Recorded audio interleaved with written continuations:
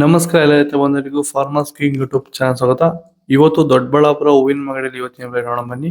ನಿಮ್ಗೆ ಹೆಚ್ಚಿನ ಮಾಹಿತಿಗಾಗಿ ಇಲ್ಲಿ ಮಂಜುನಾಥ್ ಅವ್ರ ನಂಬರ್ ಕೊಟ್ಟಿದ್ದೀನಿ, ಕರೆ ಮಾಡಿ. ಇಲ್ಲಿ ವಾಟ್ಸ್ಆಪ್ ಗ್ರೂಪ್ ನಂಬರ್ ಕೊಟ್ಟಿದ್ದೀನಿ, ಮೆಸೇಜ್ ಮಾಡಿ. ವಾಟ್ಸ್ಆಪ್ ಗ್ರೂಪ್ ಲಿಂಕ್ ಬರುತ್ತೆ, ಪ್ರತಿಯೊಬ್ಬರು ಜಾಯ್ನ್ ಆಗಿರಿ. ಪ್ರತಿದಿನ ಅಪ್ಡೇಟ್ ಕೊಡ್ತಾ ಇರ್ತೀವಿ. ಈ ವಿಡಿಯೋ ಎಲ್ಲ ಲ್ಯಾಂಗ್ವೇಜ್ ಎಲ್ಲ ಬರುತ್ತೆ. ಪ್ರತಿಯೊಬ್ಬ ರೈತರಿಗೂ ಈ ವಿಡಿಯೋ ಶೇರ್ ಮಾಡಿ.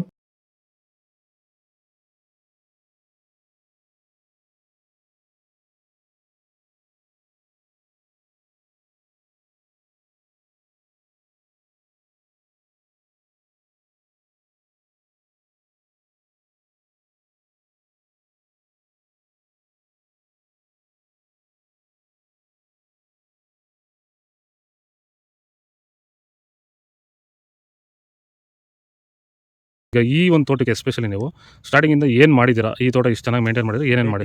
ತಿಪ್ಪೆ ಗೊಬ್ಬರ ಮತ್ತು ಇದು ಇಂಡಿಗಳು ಸ್ವಲ್ಪ ಹಾಕ್ಬಿಟ್ಟು ಪೇಪರ್ ಹಾಕ್ಬಿಟ್ಟು ನಾಟಿ ಮಾಡಿದ್ದು.